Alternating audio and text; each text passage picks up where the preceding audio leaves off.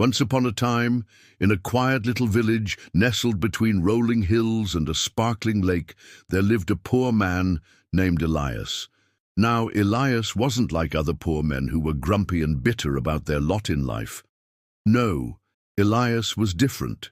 He had no riches, no fancy clothes, and no big house, but he had a kind heart and a gentle smile that could light up even the gloomiest of days. Every day, Elias would rise before the sun, his heart filled with hope and his eyes searching for opportunities.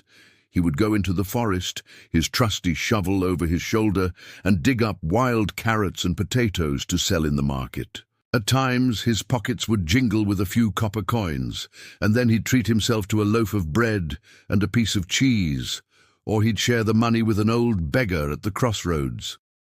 One morning, as Elias was digging near an old and gnarled tree, his shovel hit something hard. Clink! Startled by the sound, Elias brushed away the dirt with his hands to reveal a small, rusty box. With trembling hands, he pried open the box, and lo and behold, what should greet his eyes but a pile of gold coins shining bright under the sunlight. Elias gasped. He'd never seen so much gold in his entire life. His eyes, wide with wonder, quickly did the math. This fortune, if traded carefully, could lift him out of poverty and give him everything he ever desired. But as the initial shock wore off, a strange feeling came over Elias, a feeling he hadn't felt before, a feeling he couldn't quite understand. It was the feeling of guilt. He knew in his heart that this treasure didn't belong to him. Someone, somewhere, had lost it, and it was his duty to find them. He closed the box with a soft thud and walked out of the forest, the weight of his discovery heavy on his mind. When he reached the village, he went straight to the elder's house, a wise old man known for his fairness and justice. The villagers, upon hearing Elias's story and seeing the gold, were flabbergasted.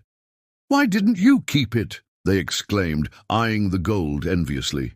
"You could have used it to buy a new house or start a business and become rich." But Elias, with the innocence of a child, replied softly, "Because gold may fill my hands, but honesty fills my heart." The village elder, touched by Elias's integrity, decided to help him. He checked the old records, hoping to find the owner of the lost treasure. Days turned into weeks, and finally the elder announced, "The treasure has been unclaimed for years, and since no one has come forward, it is now yours, Elias, as a reward for your honesty." Half of the gold was given to Elias, and with it he built a small but cozy home, planted fruit trees for the village, and helped those in need. He became known throughout the land as the kind-hearted man who preferred an honest life to unimaginable wealth. And so, the tale of Elias, the poor man who preferred honesty to gold, was passed down through generations, reminding them all that a kind heart is worth more than all the gold in the world.